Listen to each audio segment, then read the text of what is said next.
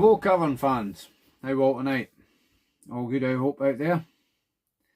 Well, welcome back to Andy's Cavern for some more boxing chat. What we're thinking about tonight, Moses Itauma. What next for Moses? Will they take him to the mountain? What are they going to do with him? The clock is ticking for this to beat Mike Tyson's youngest heavyweight champion ever record. I think he's got till some point in May, might be the 19th of May or something like that. So they really need to get a move on with him, deciding what they're going to do. There was talk about fighting Hooney for the vacant WBO interim championship. I mean, that's not really a, for me that's not really a proper championship, is it? I mean, Usyk's a WBO. And I think he's WBA and WBC as well, and Ring Magazine, perhaps IBO or something like that as well. He's not actually beating somebody that's holding a belt to win it, is he? So he'll be fighting for a vacant belt. But if that's the way he's got to go, that's the way he's got to go. But there's also Kubrat Pulev, 43-year-old, is he Hungarian? Pulev, I think he is. Now he's got the WBA regular belt, so he has won that, so he is a champion. So if, well, in words, so if he wins that, if he beats Pulev to win it, he's beating a champion to win the belt, on paper anyway. So I think that's the route I would go down, but I would try to get that fight probably in March or something like that.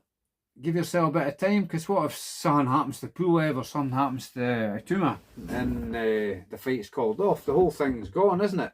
So I mean, I believe he turned pro early in order to beat this record, so they've really got to go for it, don't they? There's no point in messing about if that's been the plan all along and missing it. So that's what I think they should do. They should put him in with Pulev. But everybody's going, oh, he's not quite ready for this, he's not quite ready for that. Listen, he's turned pro to beat this record, so he's got to go for it, doesn't he? So, and if he got beat, it's not the end of the world. He can come again. Everybody you hear talking about him, like whether it's through sparring or watching him or anything else, they all say he's the real deal. He does have something about him. He's got this. He seems pretty mature. He's got an old head on young shoulders, and he's got a calmness about him that I like. And I like the way he just goes about his work. And fair enough, he's only been 6 rounds so far, but he could fight anybody. It doesn't matter who he fights, he might knock them out early, because he's got the skills and the power, to me. And we don't know what will happen if he gets hit hard in the chin by a big puncher, but that could apply to anybody. It's a bit like, I heard the Gad and Adam Catterall talking about what Anthony Joshua does next, and the Gad's like, oh no, you didn't want to stick him near Martin Bakole. Well, Eddie Hills talks about Joshua like he's still one of the great champions, one of the top fighters in the world. So if he's a top fighter in the world, he shouldn't be scared of going against anybody. I mean, personally, I think Bakole will do him, and do him early, but that could be the end of it. But if he gets paid big money for it, why not? Why not go in with Bakole? If you're as good as you think you are, or as good as Eddie Hills thinks you are. That's just my thoughts, my opinion. Maybe you have a different one. But I think Bakole would do Joshua at the moment. And is Fury retired? Just try and up his value as a bargaining chip. But if he says he's retired, just leave it at that. He's retired. You carry on with whatever comes next. If he did come back and fight Joshua, I'd watch it. And I probably favour Fury, because if they say you're only as good as your last fight, Fury probably boxed better than Joshua did in his last fight, if you look at what happened to him against Dubois. Or what about Fury against Dubois? That'd be a good measuring stick, wouldn't it? See how he compares to Joshua. But Dubois got Parker to deal with, and that's not a foregone conclusion, so we'll wait and see what happens there. So what happens next for Moses Itauma? I would put him in with Pulev. But to be honest with you, I wouldn't be scared to put him in with a lot of folk in the, maybe even the top 10. Well, my top 10, what it was, I've not updated it for a while. Got Usyk 1, Dubois 2. Would you put him in with Dubois? I don't know. There's talk that they sparred a while back, and they said it was good sparring from what I heard from the trainers and that. So not heard personally, just heard on YouTube videos when I'm doing my research. I'm only a fan, remember, I'm not an expert. So would you stick him in with Dubois? He'd probably be a more authentic stake to a title if he beat Dubois, wouldn't it? Because Dubois' resume is, you've got to say, is better than Pulev's, isn't it? Oh, you've got Parker, Bakole, Zhang. Yeah, there's a lot of top guys there. You'd stick him in. I think he would. He's got to give him a chance against Joshua and what. It's all going to be tough fights, isn't it? Hrgovic. He's got a good chin, Hrgovic, isn't he? So, would you put him in against him? I would. I'd put him in against Hrgovic.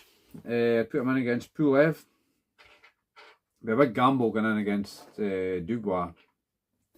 And probably Parker and Bakole, Zhang and Caballero. At this stage, it would be a gamble, wouldn't it? It would be a gamble, but I'd favour him against Hrgovic and probably Joshua. Just slightly. It'd be a bit of a gamble, innit? Because at the moment, Joshua's confidence isn't going to be great. He probably needs a confidence builder coming back. Maybe like the fight against the can man, Dillian White. Put him in against Joshua, and Joshua can get rid of him out of the sport. What was questionable history of failed drug tests. Yeah, there's no place in the sport for people who are been drug cheats or failed drug. That's why I want to see Eubank smash Conor Benn in 2 rounds.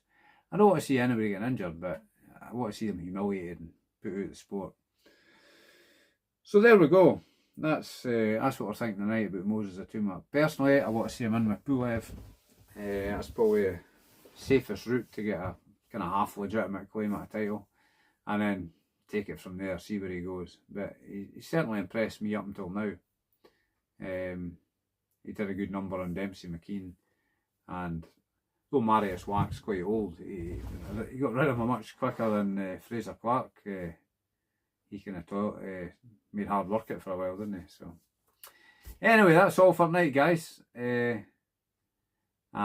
till the next time, you all take care, be happy and be healthy out there. Don't forget to like and subscribe.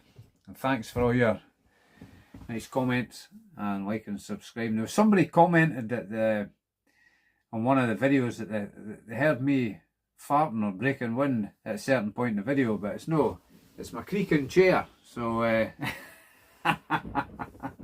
that, hear that?